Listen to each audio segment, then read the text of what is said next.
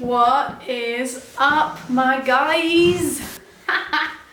Oh my gosh, this is so weird.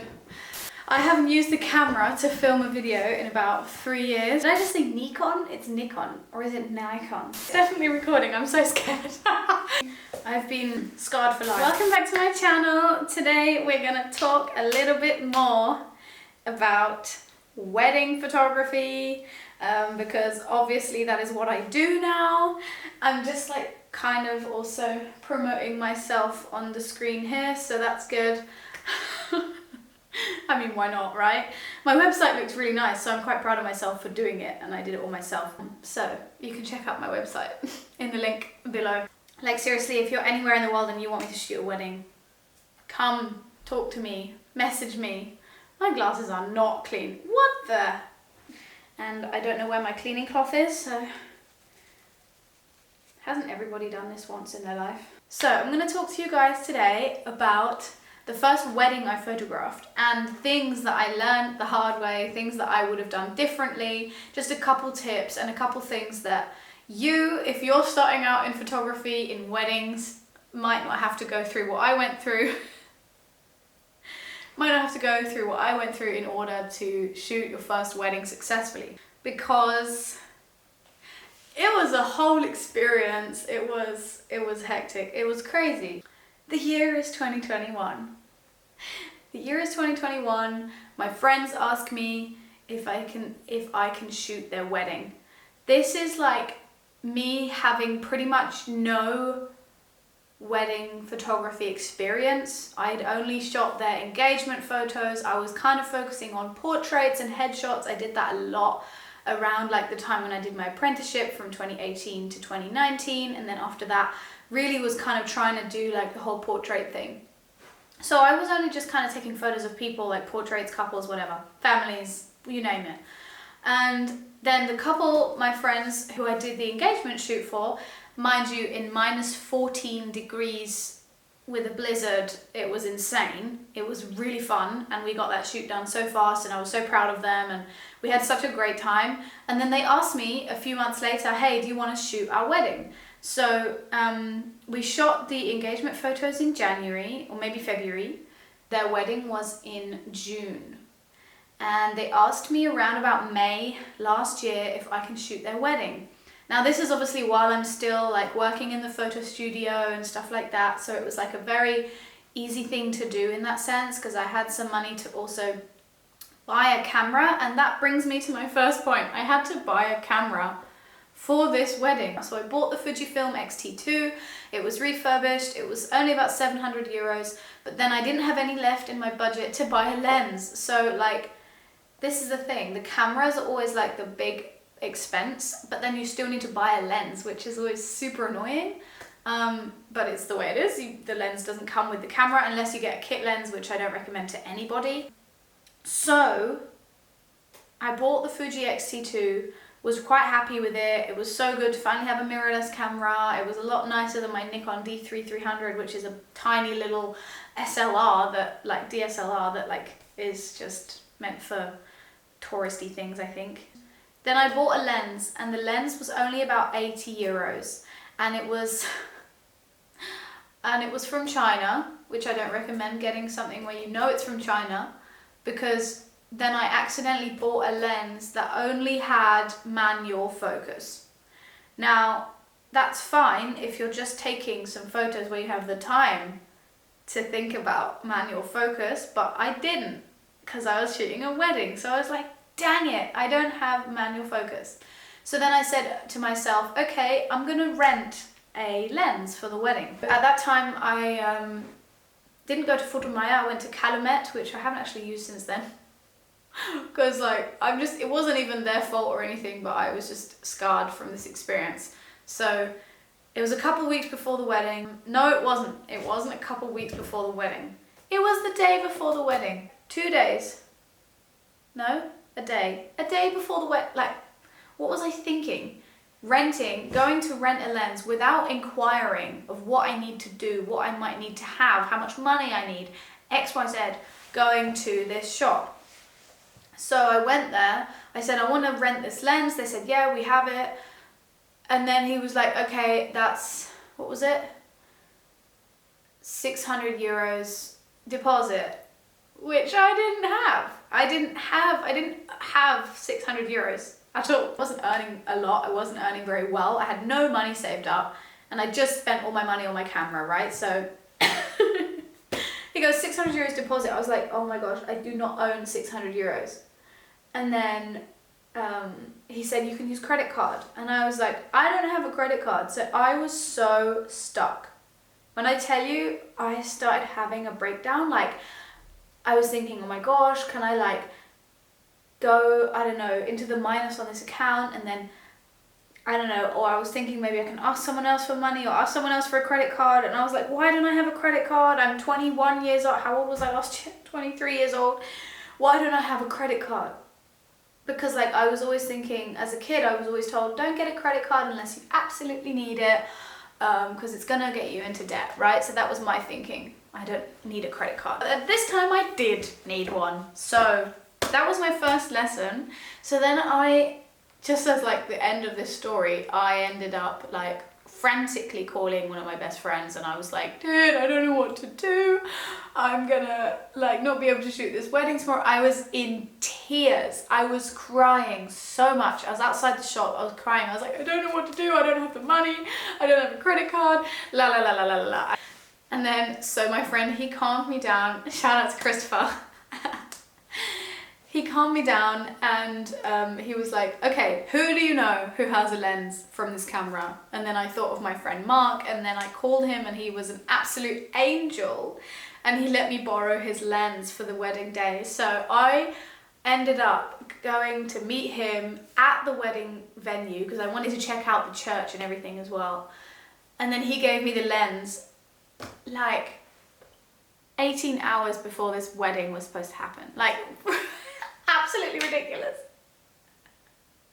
When I think about this day, I'm like, the amount of stress I was feeling, I was like, this is, Jesus help me, seriously. The only person who can help me now is Jesus. And he did. So that was the first thing. Get a credit card. Get a credit card, because you never know how much deposit you're going to need to pay if you're renting something, because you're not just going to rent it. It's not just 40 euros. It's going to be 40 euros and then the price on top for the deposit in case it breaks or something happens to it, which I didn't know. And also I would encourage you to do these things a couple days before your first job, because you never know what's going to come in between. I was just incredibly blessed that my friend happened to have time the next day to actually let me use the lens. The big thing for this video is like telling you guys preparation is key. Just in general, as a photographer, you should always be prepared. So yeah, the next thing that I would say is, so I went to this wedding, I was so not prepared. Like I didn't have a flash. I think I only had 2 batteries. I didn't have a portable charger for the batteries. So I kept having to plug them in somewhere. So I was thankful enough to have the church had some sockets there, because there was a sound desk that they'd set up for the church. So we had some sockets there that I could plug the battery in. I also managed to do the same behind the sound desk at the reception. I mean, I'm so thankful that we weren't having like, imagine if, I think I would have done it differently if I don't know, like I didn't think about the plug sockets, but I think if it had been a wedding where it was only outdoors and we were in the middle of nowhere, maybe I would have thought about it, but I don't know if I would have just had no batteries left and been screwed. So I had 2 batteries, but they kept dying because the X-T2 just doesn't have a lot of high boost mode power. Like it will just die quite quickly. Whereas this camera and others, they will last for hours, even if you're shooting thousands of photos. So that was something that I then bought afterwards, was like a thing that holds both batteries in, that is USB connected, that I can connect to my power bank and just put it in my bag and then charge it while I'm using my 3rd battery or something like that. So that was definitely something that I can recommend as well. And then the other thing was, I think I only had 2 or 3 SD cards with me, and they were all really small. So I was really lucky as well there that I didn't overshoot and end up having no space. because you need, for a wedding, I mean, I think at that wedding I took 2,000 photos. I can't remember exactly. I mean, the last wedding I shot, I took 6,000 photos because I'm just out of control and I can't help myself. But in the first wedding, I think I shot 2,000 or 3,000 photos, and I don't know how it worked. I don't know how it happened that it worked, because I only had, I think I had 2 SD cards that had 128 gigs, and then I had one that had 4 gigs and one that had 8 gigs, which doesn't help you with anything. 8 gig is nothing. Nothing. I mean, most iPhones have like 16 gigs, so you can do the maths. Actually, most iPhones now have 128 gigs. So now my aim is to keep buying 256 gigabyte cards. I think I have 2 128s and 1 256 card right now, so that's 3 already. That is much, much, much, much better. And the other thing is also important to know when you're buying a camera, as a wedding photographer, backup is your best friend, because you never know what's going to happen. So because you never know with SD cards. I feel like SD cards can often let us down, especially if the SD card is a little bit older, which is another thing. Get new SD cards every 3 or 4 years, because SD cards tend to just get thrown around a lot. Having a camera with dual card slots in, like 1-2 card slots, is key, because then you put 2 cards in, 2 identical sizes, so 128, 2 of those. Then you set your camera settings that it shoots in RAW backup. Instead of it being JPEG and RAW, or just RAW once, like you just have RAW for both cards and it shoots it onto both cards simultaneously. So you'll have a backup on 2 cards. I didn't do that for my first wedding, and I was just blessed that it worked and nothing got corrupted. And the next thing, like I said, I didn't have a flash. So flashes are not expensive. Mine was about 90 euros. And definitely get a flash for your camera, because even if your camera has a flash on top of it, which most real professional cameras don't have, that flash is not going to bring you anywhere. It's not going to get you anywhere, because it's not meant for that. It's meant for amateurs, to be honest. I bought a flash. It's from Godox. I'll link it below.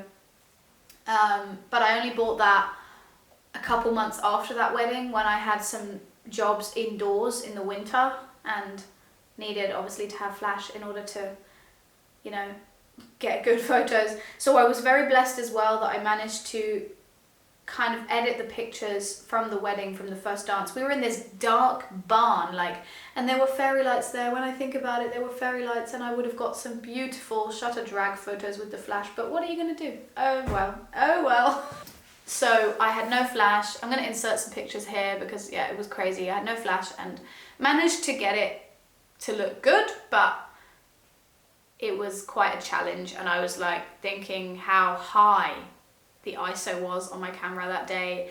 I was very glad that the Fuji does have quite a high ISO, and the noise isn't that bad, but it definitely wasn't your cleanest photo, let's say. Then obviously when it comes to being prepared is also to have a second camera on you. For that wedding, I did have a second camera on me, but I used it once because it was my old camera, my Nikon, and I used it because I wanted to try something, but at the end of the day, I was so used to the mirrorless that I was just thinking there's no point using the Nikon unless really something goes wrong with the Fuji. So I had it on me, but it wasn't necessarily used. But it's definitely important to have a second camera. That's why I'm keeping my Fuji for now, because I'm still going to have it as a backup with me, even when I'm using my new Sony, just in case. And then one day, hopefully, I'll buy a Sony something that is a backup camera. But it's really important to have a backup, because you also never know what's going to happen with the camera. So there's a thing with the SD cards, but there's also the thing with the camera. You never know, right? It might just suddenly die on you. And I've listened to stories from other photographers where they said the other camera, their main camera, it went black, it stopped working during a shoot. So then they quickly switched to the next camera. It's super important. So that's another thing. And then a few other things that will also elevate your business and elevate how you turn up and how you look as a photographer, even if you're not yet doing a lot of big jobs, you can still look professional. So having a bum bag that's got everything in it, like your spare batteries. Oh, talking of batteries, going back to the Flash, get rechargeable batteries, because in the first job that I did, I used normal batteries like AA's, right? And they almost leaked in the camera because they weren't strong enough, whereas these rechargeable batteries are not going to leak. They're just safer, they're higher power. So that was a close call as well. So you can wear a bum bag that has your batteries, your SD cards, your power bank, your charger, your cable, your lens caps, because you always lose all the lens caps. Different lenses if you have a big enough bag. There is one that I really want to get that has space for another lens in it that's meant for photographers. It's a bum bag that's meant for photographers. So I'm intrigued and I hope I'm going to get that soon. And also just having a backpack that has lots of space in it for different things. I currently have a backpack where it's technically a photographer's backpack, but it doesn't open all the way to flip the lid open like that, like a normal photographer's backpack does. But it does have a little bag in the bottom that you can then take out without opening the whole bag and taking everything out. So just getting something like that. There's some on Amazon, you can check it out. Getting something that has space for all the things that you need and for the lenses and different stuff. Definitely recommend that as well. These are all things that I learned in my first wedding job. I'm just so thankful that the photos turned out as good as they turned out. Obviously, yeah, for a first job, they turned out excellent. I mean, I've heard of other photographers where they had first wedding and they look back and they're like, what was I doing? This is horrible. But I think I was quite okay. I know that Esther and Fabi really love their pictures, and I'm so thankful for them as well for letting me use them and letting me build my portfolio that way as well. Yeah, and you know, they paid full price for the price that I had then, so I was also super thankful for that. Yeah, I don't really know what else to add, except obviously every first is going to be a lesson, so don't fret too much if you don't have all the gear. And I just want to also encourage you, because I feel like it cannot be said enough, is always put education over gear. You can have all the lenses and all the cameras in the world, but if you don't know how to use them, and if you don't know how to build your business, and if you don't know how to get clients, make sales work for you, then there's no point in having all the gear. So I just wanted to add that education is actually really important, and I learned a lot of stuff about flash photography, which camera to buy, what to do at weddings, how to market yourself, everything, just by watching different people on YouTube, doing a course, different stuff like that. So just want to encourage you on that part as well. Don't be discouraged. Weddings are the most fun to shoot. You feel like you're part of that family for a day. You get to be part of their history, part of their heritage for a day. You get to photograph these beautiful emotions and moments that are so fleeting and go by so fast. Couples tend to then look back and be like, I didn't even realize you took a photo of this. So that is my biggest honor, is to be able to take a photo of something that the people didn't even realize happened. You know, the wedding couple's over there and then something happens with a kid over here, and I get that. So I'm really thankful for this job, really thankful that I get to do this, and I'm so excited to see where else it's going to bring me. I hope it's going to bring me far and wide across the world. All these things were definitely big learning curves, and here I am. So thanks for watching this video. Don't forget to subscribe to this channel and check out my other videos, and follow me on Instagram and TikTok and Facebook if you like. Yeah, let me know if you want me to shoot your wedding. Thanks for watching, and I'll see you in the next one. Bye. Oh, and let me know if you have any questions that I should answer in the next video. Bye.